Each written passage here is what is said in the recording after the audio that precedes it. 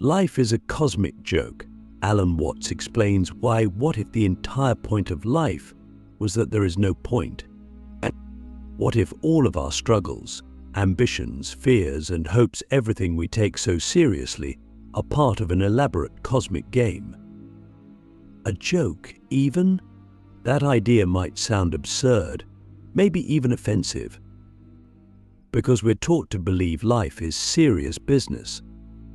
You've got to work hard, achieve things, make your mark, be someone. But Alan Watts, the British philosopher who merged Eastern mysticism with Western thought, invites us to laugh at the whole thing. Not with mockery, but with awe, with understanding, with freedom. Now, don't get it twisted, this isn't nihilism. Watts didn't believe life was meaningless. He believed it was playful, that it was too meaningful to be reduced to the drudgery of goals and checklists. He said, "This is the real secret of life, to be completely engaged with what you are doing in the here and now. And instead of calling it work, realize it is play." That's the core of the cosmic joke. And when you get it not just intellectually, but in your bones, something shifts. With the weight lifts. You start to see that maybe, just maybe, we've been taking the whole thing way too seriously. Let's start at the beginning. Most of us are raised to believe that life is a linear journey. You're born, you grow up, you go to school, you get a job, you retire, you die, and along the way, you're supposed to accomplish things, win awards, build a family, leave a legacy.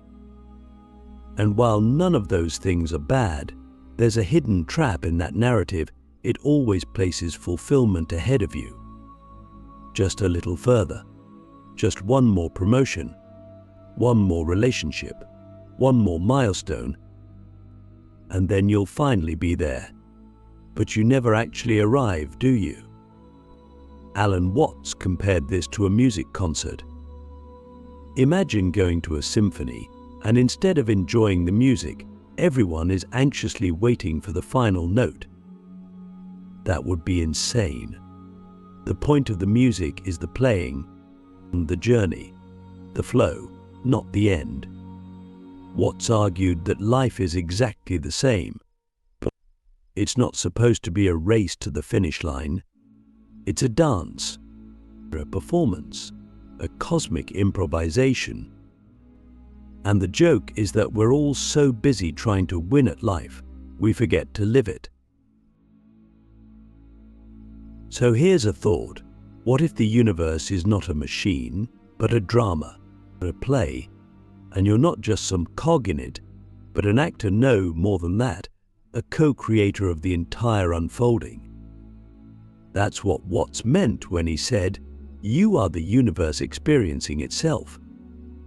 We think of ourselves as separate from the world, tiny little egos trapped in skin bags, trying to survive. But what if we're not in the universe, but of it? Like waves are of the ocean. What if all these roles we play, student, parent, boss, failure, success, are just masks in a divine comedy? And here's where it gets deep. Every joke has a punchline, and the punchline of the cosmic joke is this: the self you think you are doesn't exist in the way you believe. The ego is a trick, a narrative, a voice in your head pretending to be you. But if you go looking for this self, this I behind the eyes, you'll find it slippery, elusive, like chasing a shadow. That's not a glitch. That's the punchline.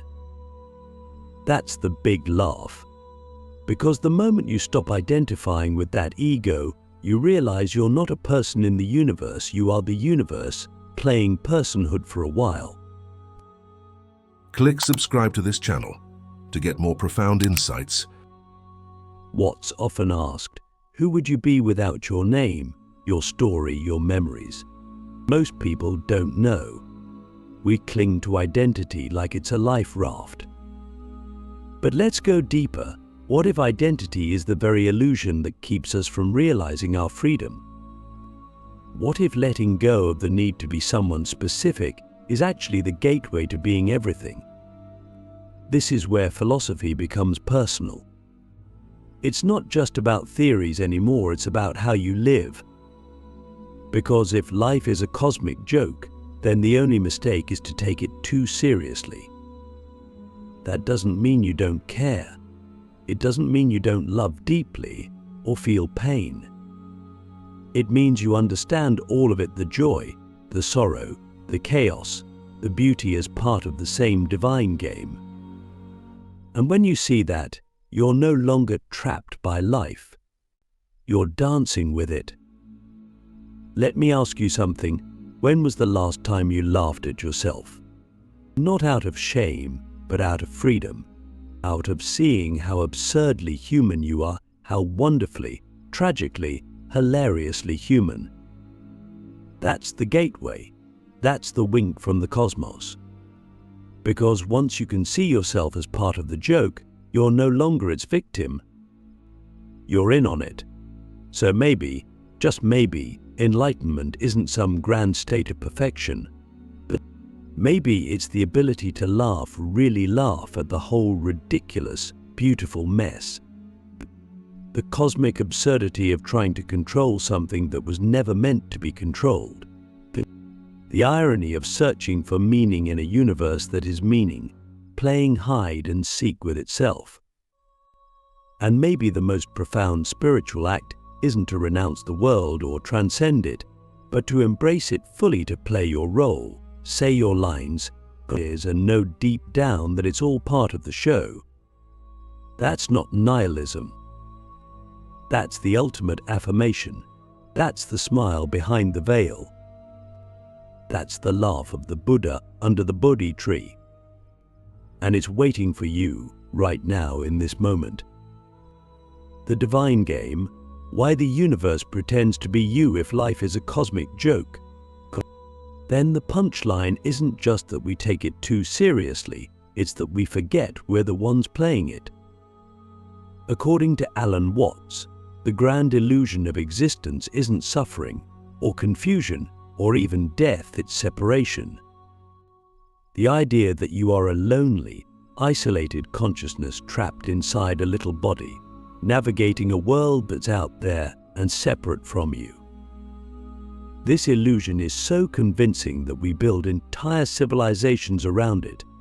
Religions, nations, careers, identities, all shaped by the belief that we are distinct individuals trying to survive in an indifferent universe. But Watts turns that idea inside out. He says the universe isn't something you're in, it's something you are. And the reason it feels like you're not is because the whole cosmic drama depends on pretending. Let's break that down. Imagine you're dreaming. In the dream, you encounter other people, places, emotions. You might run from danger or fall in love, but when you wake up, you realize it was you all along. The villain? You. The lover? You. The setting? Your mind. What suggests something shocking, that waking life is a dream of the universe, and you are its local expression. You're not a fragment of reality, you're reality itself, filtered through a human lens. But the ego, the I, is just a mask, and behind that mask is the infinite playing hide and seek with itself. Why would the universe do this? Why would it pretend to be you? Watts says, for the thrill of it, for the sheer delight of experience. Because what's the fun of knowing everything, being everything, doing everything if there's no contrast, no surprise, no risk? To really play the game, the universe has to forget what it is. Just like an actor must fully inhabit a role to make it convincing, the cosmos must forget its divinity to truly experience being you. The fear, the love, the loneliness, the joy. It plays all the parts, and in doing so, It experiences itself in infinite variety. But here's the twist. Sometimes you start to remember, but you get glimpses in music, in laughter, in moments of awe, in meditation, in the eyes of someone you love. Sometimes the veil thins, and you sense that you're not just looking at the world, you're flowing with it. That's the divine peekaboo. That's the universe winking at itself through you. And what says this is the root of all spiritual awakening? Not climbing a ladder to heaven, but realizing you never left.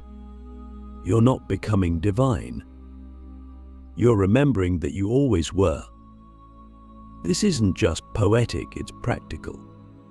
Because if you are the universe in disguise, then everything you experience is part of you. The people who annoy you, the challenges you face, the fears you hide. They're not separate, they're reflections, projections, currents in your own cosmic ocean. And this changes everything. It means that compassion isn't just kindness, it's self-recognition. Forgiveness isn't weakness, it's integration. Joy isn't something you chase, it's your natural state once the illusion of division dissolves. Ask yourself, what would change if you truly believed you were the universe pretending to be a person? How would you treat others? How would you treat yourself? Would you still rush, compete, worry, grasp? Or would you relax into the flow, trusting that the very intelligence that spins galaxies is also beating your heart? Watts didn't want us to reject the world. He wanted us to see it as a play. And in a play, you commit to the role, but you don't forget it's a performance. The suffering is real, yes, but it's not final. It's not your essence. It's a scene, a movement, a dance. And when you step back far enough, you see the beauty in all of it, even the tragedy. So here's the invitation. Stop trying so hard to find yourself. You are not lost. You are not broken. You are not separate. You are the divine game unfolding in real time. And the moment you realize that, the joke lands, the laughter rises, and you're finally in on it. The sacred absurdity, why letting go is the only way to hold on. There's a strange paradox at the heart of life, one that Alan Watts spent his entire career trying to illuminate. It's this: the more tightly we cling to life, the more it slips through our fingers. But the more we try to control reality, the more out of control we feel. And the more we demand certainty, the more uncertain everything becomes. It's as if life is structured to frustrate our desire for control, not as a cruel joke, but as a sacred lesson, a spiritual design, because only by letting go can we truly hold on. Only by surrendering do we begin to flow with the current instead of fighting upstream. And that, Watts says, is the heart of wisdom. Now, letting go doesn't mean giving up. It doesn't mean apathy or passivity. It means releasing the illusion that you're in charge of it all, that you're the master puppeteer pulling the strings of life. It means realizing that your ego, your sense of being a separate, isolated self, isn't sitting in the cockpit. It's just a passenger narrating the ride. We think we're driving through life, but we're actually being driven by instincts, by culture, by biology, by forces so vast and ancient we can barely comprehend them. And yet, instead of relaxing into this mystery, we try to grip harder, plan more, stress more, control more, as if anxiety were a form of responsibility. But here's the thing: the tighter you hold on, the more pain you create. We suffer not just because of what happens to us, but because we resist what happens. We judge it, fear it, fight it. And in doing so, we create a second layer of suffering, meta-suffering, that comes not from the world, but from our attempt to control it. Watts constantly pointed out that this is the fundamental cause of human unease, our refusal to accept impermanence, our refusal to trust the flow. We want life to be fixed, predictable, safe. But life, by its very nature, is fluid. It moves, it changes, it dies to be reborn. And to resist that is to resist what you are. Have you ever tried to hold water in your hand? The harder you squeeze, the faster it escapes. But if you relax your palm, the water stays. That's exactly how life works. Love, success, peace, all of it flows most naturally when you're not grasping at it. When you're not making it your identity, your possession, your proof of worth. When you trust that what is meant for you will come, and what leaves was never truly yours. So why is it so hard to let go? Because we believe that if we stop controlling, everything will fall apart, and that surrender equals failure. But Watts flips that idea on its head. He says that surrender is not a collapse, it's a liberation. It's the moment when you stop pretending to be the manager of the universe and start dancing with it. It's not weakness, it's alignment. Alignment with the rhythm of the Tao, the flow of the cosmos, the pulse of life itself. Let me ask you, what are you holding on to that's already trying to leave? A belief?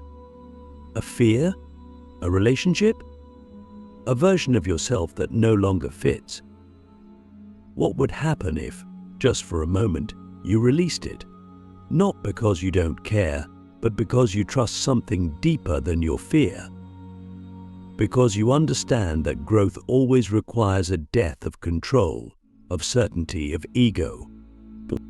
Watts often said that the most important thing you can do is learn to die before you die. To practice letting go while you're still alive, not in a morbid way, but in a liberating one. Because when you do, death loses its grip, fear loses its grip. You realize that everything you ever tried to control was never really yours to begin with.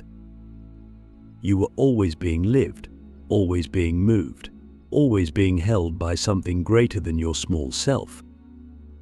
And that's the sacred absurdity, that you find freedom not by grasping, but by releasing. And that you gain peace not by solving everything, but by surrendering to the mystery. That life isn't a problem to be solved, but a paradox to be embraced. So the next time life surprises you, good or bad, try this experiment. Instead of resisting, lean in. Instead of tightening, soften. Instead of fearing the unknown, bow to it. Because the joke is, you were never in control. And the gift is, you never needed to be. The final laugh, how joy emerges when you stop taking yourself seriously. So here we are at the edge of the joke, the end of the act, where the curtain is about to fall. And maybe now we're finally ready for the punchline, not the kind that mocks, but the kind that liberates. Because once you've seen through the illusion of control, once you've let go of the ego's need to be someone, that to achieve something permanent in a world that is constantly shifting, what's left? What remains when all the striving stops, when the masks fall away, when the seriousness that weighed down your soul finally dissolves? Laughter in ponds. Not the shallow laughter of entertainment, but the deep, full-bodied, soul-cleansing cosmic laughter, the kind that bubbles up when you suddenly realize you've been chasing shadows, been playing roles, worrying about things that never truly mattered. The kind of laughter that comes when you catch yourself taking life so seriously, only to remember that no one gets out alive. That none of the personas you wear will survive the final bow. And in that realization, something wild and beautiful is born: joy. Alan Watts always said that the ultimate spiritual insight isn't solemnity, it's play. It's play. That the universe is not a machine, but a musical thing, a dance, a celebration. And we, with all our fears and flaws and failures, are not its mistake, we are its expression. When you stop taking yourself seriously, you begin to see that there's incredible freedom in being nobody in particular. You don't have to live up to an image. You don't have to prove anything. You don't even have to understand everything. You just are. And that's enough. Think about it. What do we admire most in children? Their freedom, their unfiltered joy, their ability to be fully present, laughing one moment, crying the next, then dancing for no reason at all. They haven't yet learned to be self-conscious. They haven't yet constructed the heavy identity we carry like a burden. And Watts believed that part of awakening is returning to that childlike state, not childishness, but innocence, not naivety, but openness. A life lived not as a task to complete, but as a game to play.